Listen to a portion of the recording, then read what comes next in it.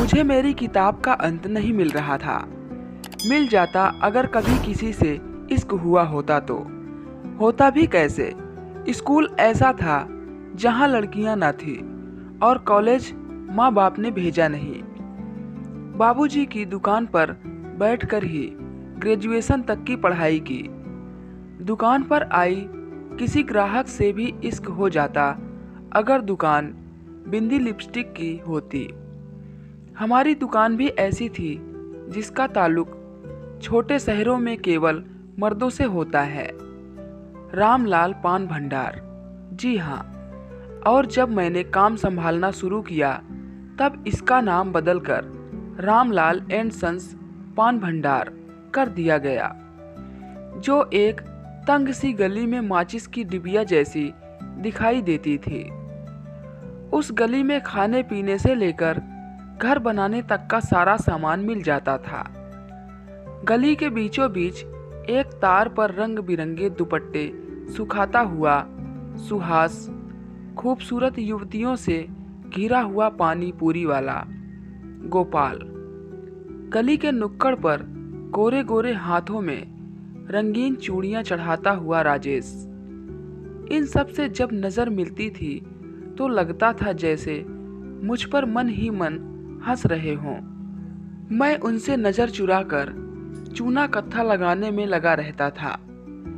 कई बार लगता था कि यह काम तो बिना ग्रेजुएशन के भी हो सकता था। सिर्फ इसलिए पढ़ाई की गई कि जब मेरे लिए कहीं रिश्ता मांगा जाए तो कहा जा सके कि लड़का ग्रेजुएट है। एक दिन ख्याल आया कि जिंदगी में कुछ नया किया जाए। मैंने दुकान पर जाना बंद कर दिया। बाबूजी को बुरा लगा, लेकिन मैंने उनको समझाया और उनसे कहा, बाबूजी, मैं लेखक बनना चाहता हूँ। बाबूजी के चेहरे पर अजीब सा भाव था, जिसके पीछे छुपा हुआ सवाल यह था कि तुम लिखते हो? फिर मैंने बाबूजी से कहा कि पता नहीं अच्छा लिखूं या बुरा, पर लिखना चाहता हूँ। बस उस दिन के बाद हाथ में चूने कत्थे की जगह कलम आ गई और पान के पत्ते की जगह कागज।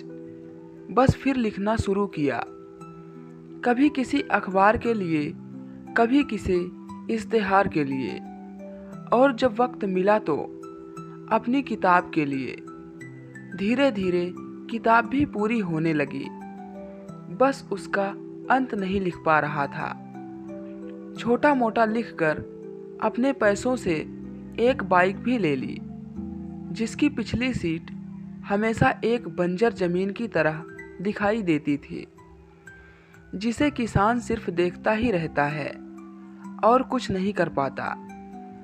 मैं और करता भी क्या, राह चलती किसी लड़की को जाकर आई लव यू बोल देता।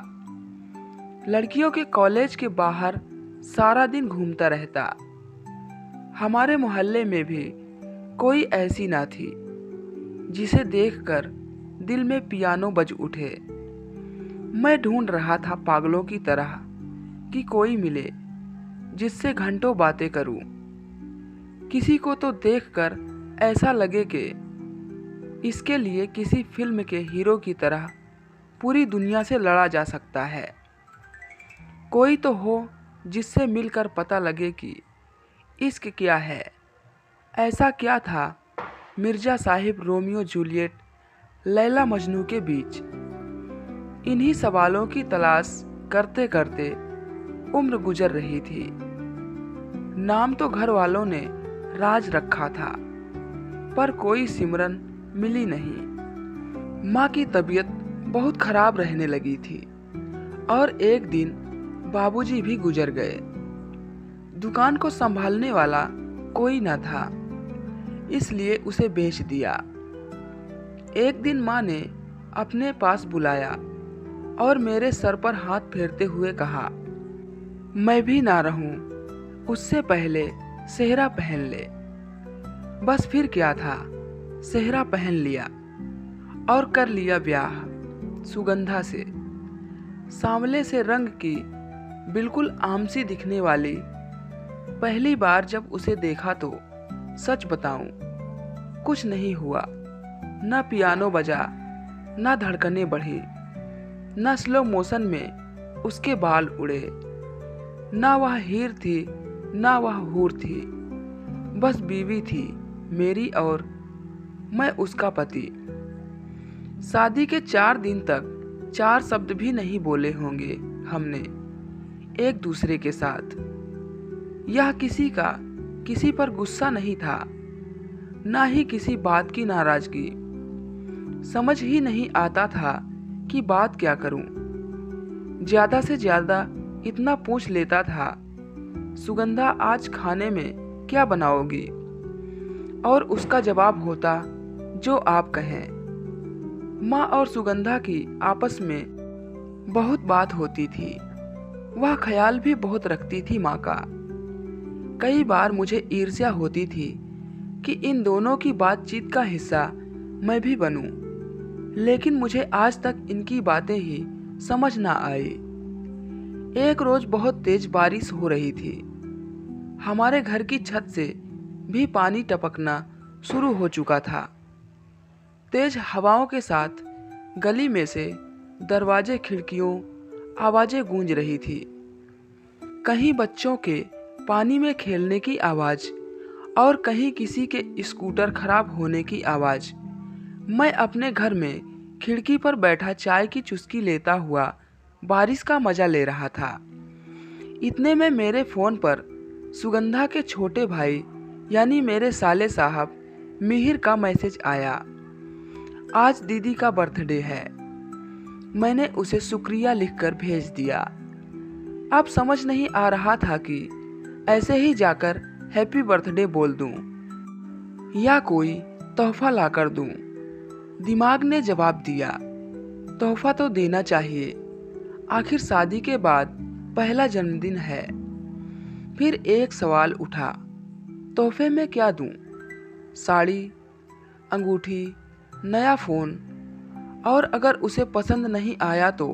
और हाँ, केक भी तो लाना चाहिए। बिना केक बर्थडे कैसा होगा?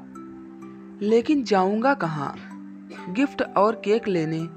बाहर बहुत तेज बारिश है, सड़कों पर पानी जमा है।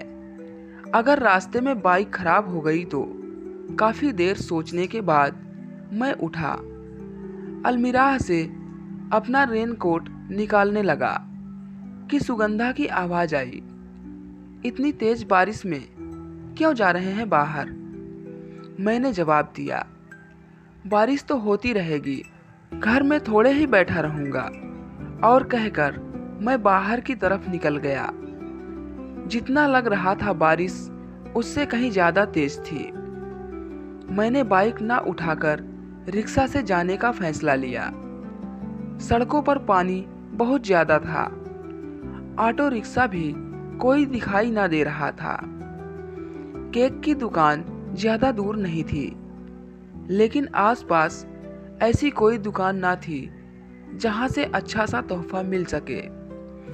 फिर सोचा कि आज केक ले जाता हूं और तोहफा कल लाकर दे दूंगा, अगर मौसम ठीक रहा तो।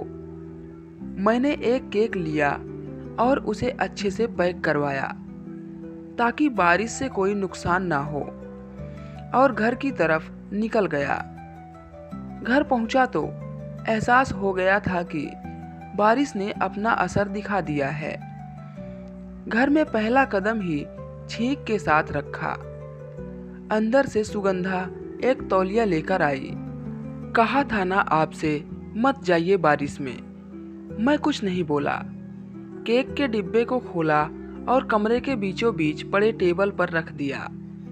केक के ऊपर एक मोमबत्ती लगाई और सुगंधा से कहा, जन्मदिन मुबारक हो।